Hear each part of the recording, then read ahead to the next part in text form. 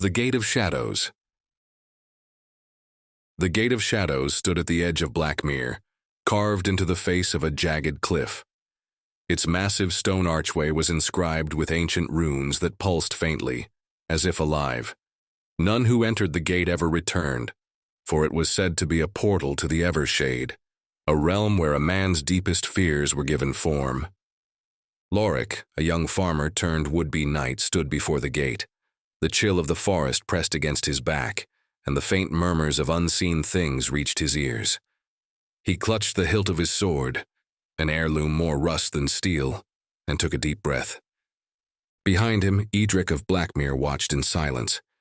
The grizzled slayer had brought Loric here not to fight dragons or ghosts, but to confront himself. "You must cross alone," Edric said, his voice as steady as stone. "Beyond this gate lies the shadow of your soul. If you turn back now, you will carry that shadow for the rest of your life." Loric turned to his mentor, fear flickering in his eyes. "What if I fail?" Edric's gaze softened, but his words did not. "Then you will become one of the hallowed, lost to your fears forever. But if you succeed, you will emerge stronger than you ever imagined." Swallowing hard, Loric nodded and stepped forward. The moment his foot crossed the threshold, the world dissolved into darkness. The air was heavy, the silence oppressive. Loric found himself in a barren wasteland, the sky an endless void. In the distance, faint shapes moved, twisted, shifting forms that seemed to watch him without eyes. As he walked, the ground beneath him rippled like water, and the first specter appeared. It was a mirror of himself, but grotesque and bloated, its face twisted into a mask of despair. "You will never amount to anything," it hissed, its voice a cruel whisper.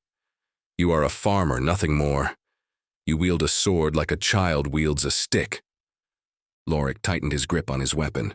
"You are not real," he said, though his voice wavered. "You are just a shadow." The specter laughed, a sound that echoed like shattered glass.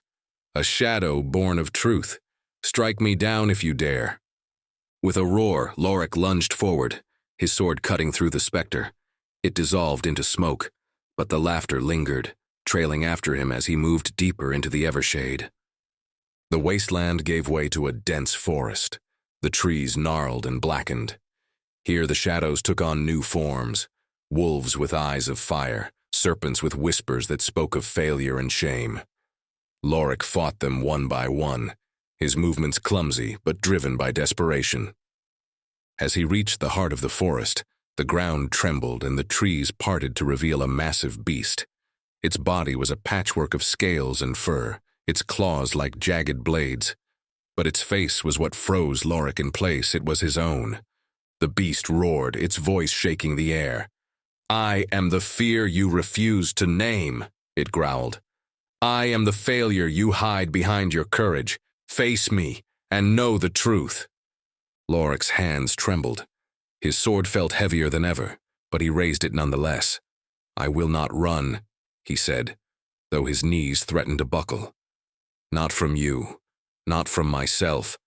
The beast charged, its massive form bearing down on him. Loric stood his ground, closing his eyes as the creature's jaws opened wide. When the jaws closed around him, there was no pain, only light. Loric opened his eyes to find himself standing within the beast, surrounded by a blinding glow.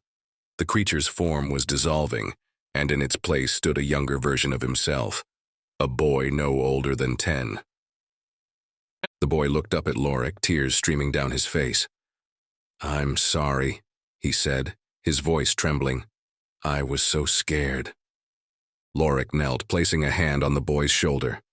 "I know," he said gently, "but we're not scared anymore. We're stronger now." The boy nodded and his form faded into light. The wasteland, the forest, the shadows, all of it dissolved, leaving Loric standing before the Gate of Shadows once more. Edric watched as Loric emerged, his steps steady but his face pale.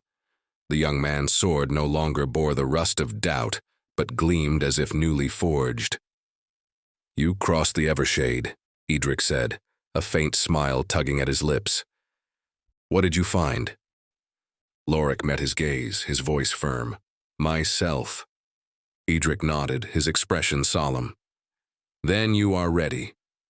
Loric looked back at the gate, the faint whispers of the Evershade still echoing in his mind. But they no longer held power over him. He was no longer a farmer pretending to be a knight. He was a dragon slayer in the making.